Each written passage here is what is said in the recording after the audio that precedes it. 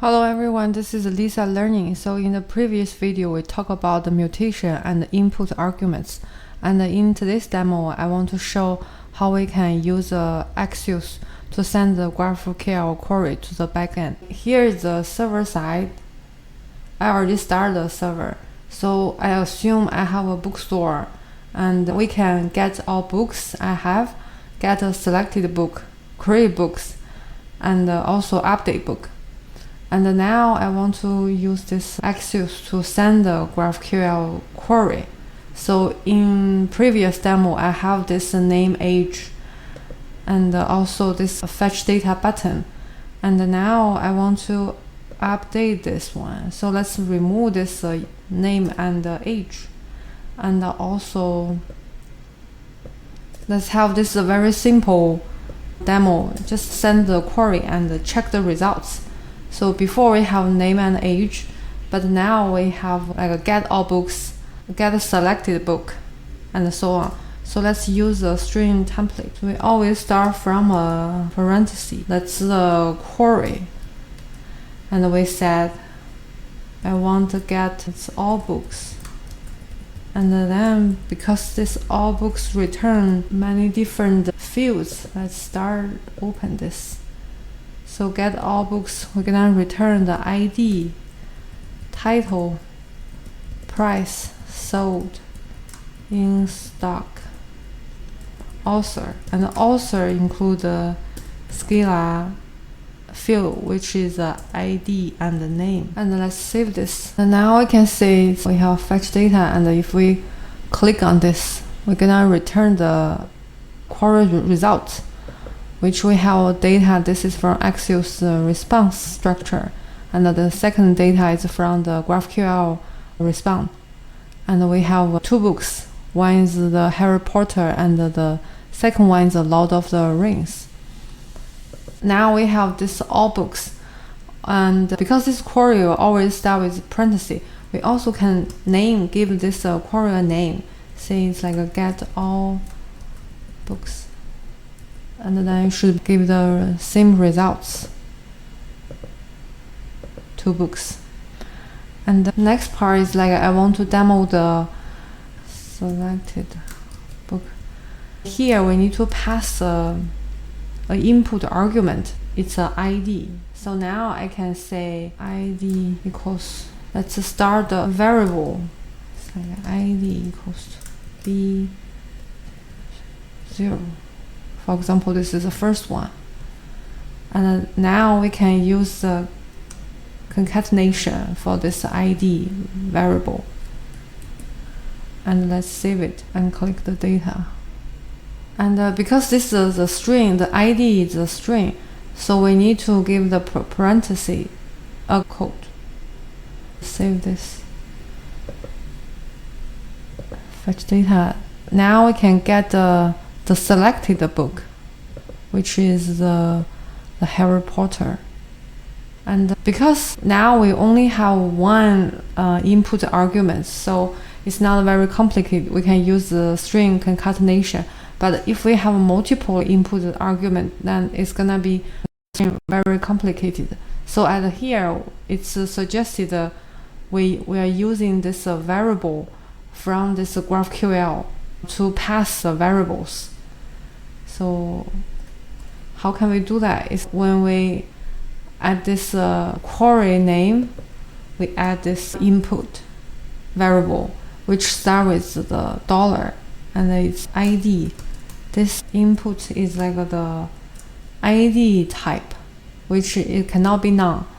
And now we just pass this ID, dollar ID. And how can we pass this variable?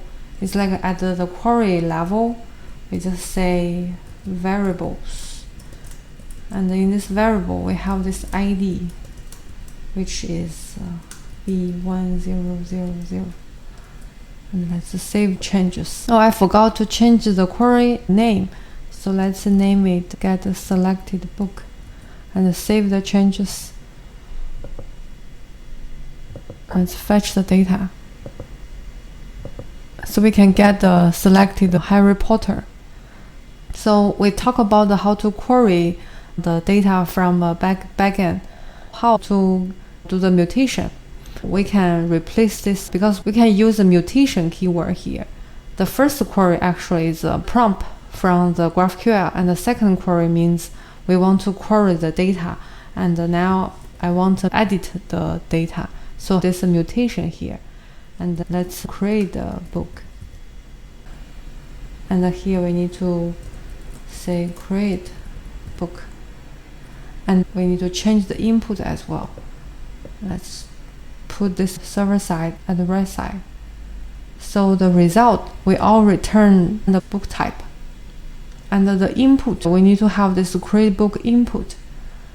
Let's say the input will be the ID. It's a create book input type.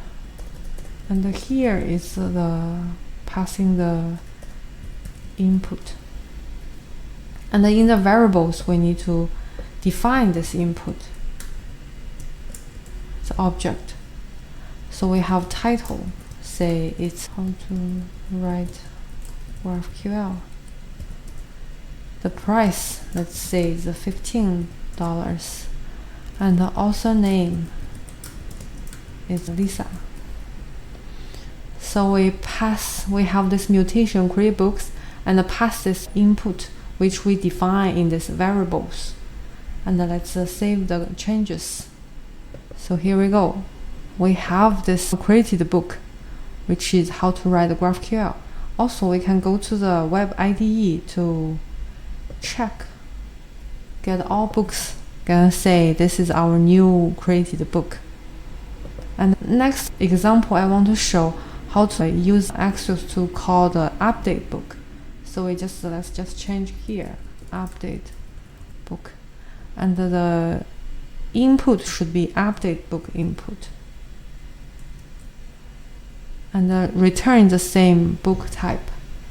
And here we need to pass the ID and also the price.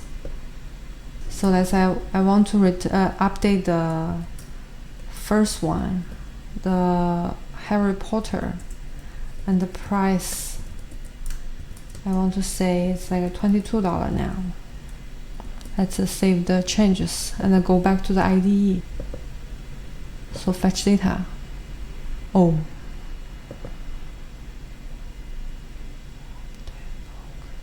Here it's update book.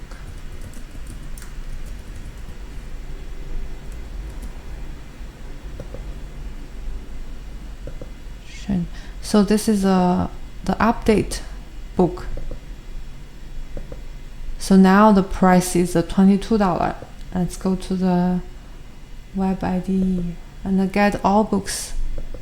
So here we go. We have this $22. And that's it for today's demo. And we already talked about how to write the GraphQL backside and also how to use Axios to send a query at the front side. In the following video, I will talk about the Apollo server for the GraphQL. Thank you for listening. Please subscribe and comment. Hope this is helpful. See you in the next video. Bye.